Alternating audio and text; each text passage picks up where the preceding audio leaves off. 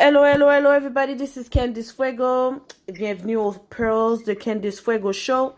Donc, j'ai une personne que plusieurs personnes pourraient connaître sur le niveau de Mr. Turn Up, mais Mr. Turn Up qui apporte un aspect axé sur les enjeux sociaux et qui va partager ses opinions et ses connaissances face à plusieurs choses qui se passent actuellement avec la pandémie. Et c'est un homme engagé, donc aussi c'est un homme qui est marié, donc c'est un père de famille. Donc on va avoir beaucoup de points et sujets qu'on va aborder aujourd'hui. Donc c'est quand même une entrevue qui va être enrichissante. Donc je vais laisser s'introduire lui-même afin qu'on puisse entamer l'entrevue en général sur, bien sûr, les sujets de qu'est-ce qui se passe actuellement et qu'est-ce qui risquerait d'arriver et comment que vous pouviez vous préparer. Donc, je te donne la parole. Bonjour, bonjour Candice. Bon, c'est ça, moi c'est Sterling. Euh, c'est ça, je sais pas comment m'introduire. Je suis pas une personnalité publique non plus, mais j'ai beaucoup d'opinions sur ce qui se passe dans le monde depuis très longtemps. Et puis oui, je suis là pour partager avec toi. Puis je te remercie beaucoup de m'avoir invité à ton émission. Ben, moi, je te suis depuis un bout, là. Puis, t'es une personne que tu parles de plusieurs points avec des personnes ciblées aussi. Tu partages du contenu pour réveiller, conscientiser les personnes. Oui, parfois, ça peut amener, comment je peux dire, des débats qui ne vont pas comme balancer où que ça devrait aller, mais au moins, les gens débattent sur des sujets que tu choisis, que je trouve qui sont ciblés. Puis que nous, personnellement, on va pouvoir élaborer plus en détail sur le pourquoi qu'on fait cette entrevue-là. Parce que je sais que tu es une personne qui aime parler de qu'est-ce qui est socio-économique au niveau communautaire, dont dans un groupe qui a été créé Black Montreal Community, que je sais, plusieurs personnes ont écrit leurs désagréments sur le fait qu'il y a certaines choses que vous avez voulu partager, mais ça n'a pas été diffusé ou que ça a été mis en évidence, puis que ça vous a mis dans un aspect de qu'est-ce qui se passe, un moment de réflexion. Qu'est-ce que toi tu penses que pourquoi tu penses qu'ils n'ont pas partagé certaines choses relatives à ton projet que tu voulais mettre sur pied au niveau socio-économique dans la communauté? Ouf, je suis pas dans leur tête. Moi, c'est la perception que moi j'ai. Mais en passant, c'est pas pour critiquer le groupe ou mal parler du groupe. Mais quand il y a des gens, mais il y a des intérêts. Je pense pas que ceux qui ont créé le groupe pensaient qu'il allait avoir toute cette ampleur-là.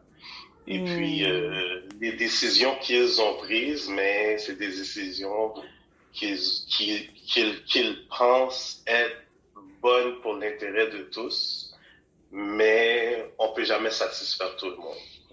Et puis, c'est ça. Fait que je comprends un peu que ils ne voulaient pas, ils ne veulent pas aller dans l'aspect de l'argent ou de financement ou parce que c'est ce que j'ai compris à la longue, c'est que tu sais comme les GoFundMe ou ils en voulaient pas ou tout ça, mais surtout avec ce qui se passe, ce qui s'est déjà passé dans nos communautés, fait qu'ils voulaient pas vraiment aller dans cette direction-là. Mais malheureusement, et puis c'est ce qui est nécessaire pour nos communautés aujourd'hui, c'est qu'il faut aller dans cette direction-là. C'est la seule façon qu'on va pouvoir s'épanouir en tant qu'une communauté forte économique dans un pays comme le Canada ou les États-Unis. Donc, ceci explique très bien où qu'on va aller actuellement dans mon questionnaire en tant que tel. Ah. Est-ce que tu te considères conspirationniste ou complotiste? J'aime cette question-là parce que je crois que tout le monde est conspirationniste ou complotiste. Tout le monde se pose des questions. Tout le monde sait qu'il y a des choses qui se passent en arrière des rideaux, mais à faute de preuves ou à faute de l'histoire complète, on a des demi-vérités qui fait qu'on nous appelle des conspirationnistes ou des complotistes. Je veux dire, il y a plusieurs exemples qu'on pourrait prendre, puis je vais prendre dans l'industrie du cinéma. On peut aller avec, je vais prendre des acteurs noirs comme Denzel puis Will Smith. Denzel a déjà fait le film The Pelican Brief en 1993. Ou Will Smith avec Enemy of the State en 1998. Et puis, dans ce contexte, dans ces années-là, moi j'étais au secondaire dans ces années. Comme Enemy of the States, ça parlait de satellites qui pouvaient voir où est-ce que tu t'en allais, te suivre. Tu comprends? Mais dans ce temps-là, c'était inimaginable de faire ça. Mais après ça, on a eu WikiLeaks en 2010 avec tous les dossiers de Monsieur Manning et Julian Assange. Puis on a vu que c'était réel. Mais dans ce temps-là, c'était des films conspirationnistes ou complotistes. Fait que c'est pour ça que je dis des demi-vérités, puis on n'a pas la largeur de l'histoire. Et puis il y a plusieurs cas comme ça. Même récemment, on peut aller avec la commission Charbonneau. Avant, on pouvait dire, oh, la mafia italienne a incrusté le domaine de, comment on appelle ça encore? Excuse-moi, là, je parle des mots des fois. C'est correct. Comment on dit ça encore? Ouais, le domaine de la construction. OK? Mais aujourd'hui, on sait très bien que c'est réel. Mais quand on disait ça dans le temps, on n'avait pas toutes les vérités. Et puis même la commission Charbonneau a pointé tout ça du doigt, mais n'a jamais inculpé personne pour ces raisons-là. Mais on sait que c'est réel et c'est pour ça qu'ils ont passé plus de lois pour ne pas avoir de la collusion, pour ne pas avoir comment on appelle? Ah, j'oublie les mots. Mais selon toi, tu penses que la commission Charbonneau a été créée pour créer une certaine transparence médiatique? Non, c'est parce que ils étaient rendus là. Je veux dire, moi, de la façon que je vois les gouvernements gèrent des scandales. Et puis, tu vois, ces scandales de la construction qui sortaient, parce que là, maintenant, ça commençait à coûter plus d'argent à l'État. Et puis, les gens posaient des questions. Donc, et puis par association aussi, parce que maintenant, avec les réseaux sociaux, et toute l'information est beaucoup plus disponible. C'est une photo je vais prendre un exemple qui est fictif, ok, mais une photo de Jean Charest qui est sur un bateau de mafia, mais en 1990, s'il décide de pas le mettre dans les journaux, mais personne ne le voit. Mais aujourd'hui, quelqu'un qui pose ça sur Facebook ou YouTube ou n'importe quelle plateforme médiatique, mais il y a tellement de gens qui le voient et qui partagent que maintenant, même si ça passe pas dans les journaux, les grandes nouvelles, mais maintenant elle est accessible et les gens voient. Donc, en voyant cette photo, mais ils se font leur propre perception et puis là maintenant, c'est à ces gens-là de s'expliquer. Donc, la commission Charbonneau, c'était comme un feu de paille pour montrer aux gens, on fait notre investigation, mais pendant la commission Charbonneau, ça, c'est l'ancien système, Jean Charest n'était plus là, tu comprends, mais ceux qui sont impliqués n'étaient presque plus dans ces affaires-là. C'est des affaires qui ont été faites il y a 20 ans, 15 ans, tu comprends? Fait qu'il y a un autre système qui a été mis en place. Fait que là, maintenant, on nous met en pleine face l'ancien système pendant que l'autre continue à rouler. Et puis dans 20, 30 ans, mais on va trouver la corruption ou la collusion d'une autre façon. Et puis la roue tourne toujours comme ça, c'est toujours pareil. C'est ça les théories du complot. C'est la même façon que nous, on a accès à l'information, mais cette information-là est déjà rendue plus loin. Je peux prendre comme exemple on va dire les ovnis. Depuis 1940, il y a des gens qui disent hey, j'ai vu un ovni, j'ai vu un ovni. Au début, on les traitait de fous. Et puis aujourd'hui, mais là maintenant que, parce qu'il y a il y a des lois qui disent qu'on doit ouvrir les livres, maintenant que on ouvre les livres, mais on voit que pour les gens qui disaient qu'ils ont vu tel ovni ou tel événement, et puis dans ce temps-là, on dit, oh non, c'était des ballons gonflables, ou oh non, c'était des petites chandelles chinoises dans les airs. Tu sais, c'est comme, on donnait toutes